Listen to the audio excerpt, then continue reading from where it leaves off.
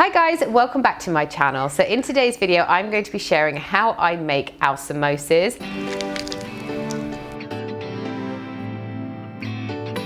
So I do cheat, I use filo pastry sheets instead of making my own pastry, but you know, there's nothing wrong with cheating every now and then, and it just makes the whole process so much quicker. So today I'm going to show you how I make my samosas using lamb mince. I'm going to use lamb, peas and potatoes, but the great thing about samosas is that they are really versatile. You can put anything you like in here. You can make them all veggie by taking out the lamb mince and putting in some extra carrots. You can honestly just try out anything and they always taste delicious. If you're watching me and you're new to my channel, I would love for you to subscribe. I post a brand new recipe idea every single Sunday on my channel. So if you're not following me and want a little bit more meal inspiration, then I would love for you to hit that red button down below. Also over my Instagram, I post loads of foodie content too. So I will put all the information down in my description box and I would love for you to follow me over there as well.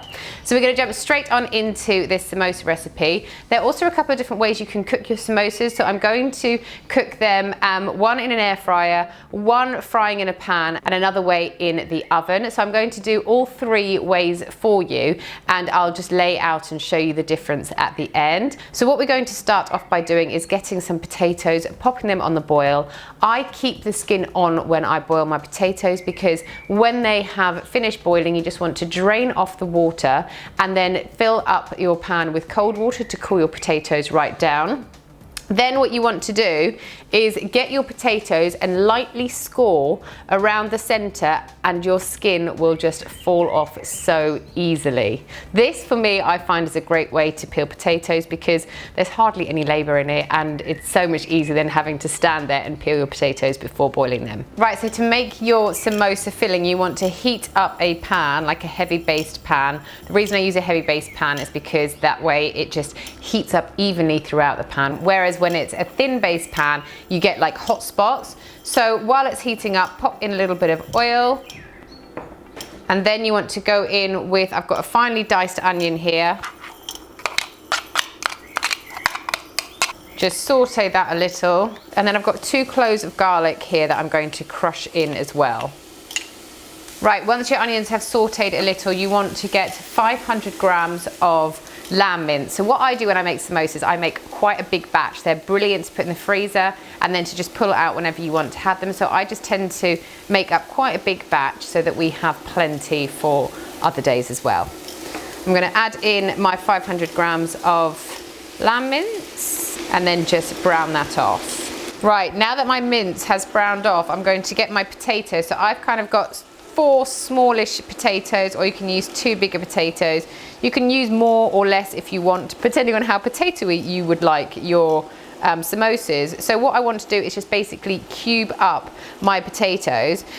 When you cut through, you don't want them to be too cooked, otherwise they're going to become a bit mushy. So what I have done, there's still a little bit of resistance when I'm cutting through them because they're going to carry on cooking in your samosa mix when you add them in. So just dice them up. I've kind of got them little cubes like that. Right, so now we are going to add in our spices. Let's start off with a bit of salt and pepper.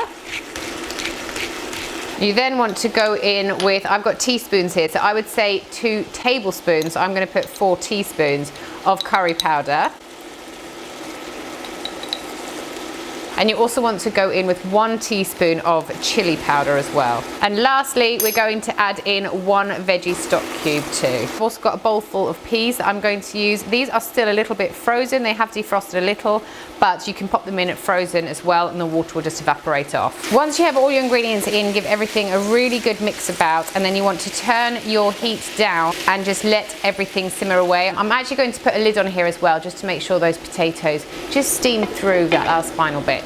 Okay, so once your filling has been simmering away for 8 to 10 minutes, it's then ready to start constructing your samosas. So this is how your filo pastry comes. I have got 2 sheets of filo pastry here. So what I'm going to do is I'm going to cut down the middle and then I'm going to cut from one side, so down the middle you'll get that, and then I'm just going to cut diagonally from one side to the other.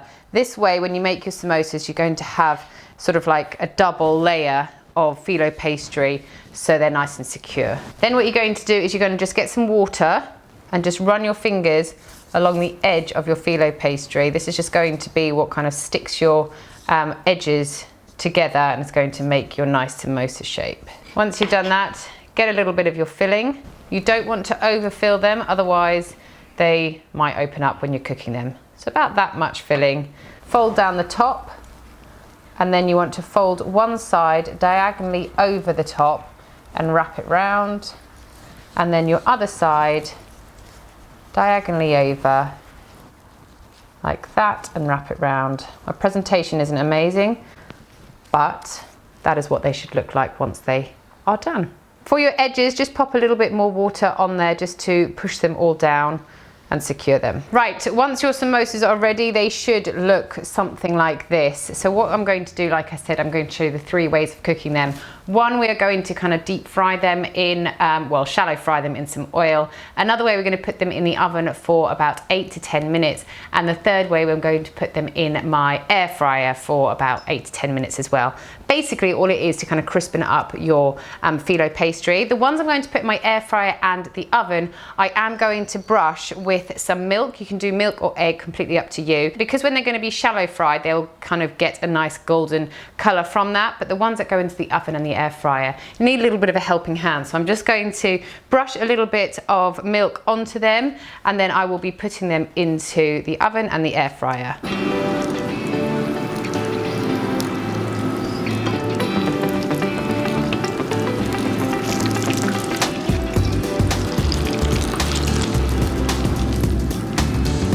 Right, so after 10 minutes, here are some of the samosas I've cooked. These are the ones that went into the air fryer. These ones went into the oven, and these were the ones that went into the shallow fried.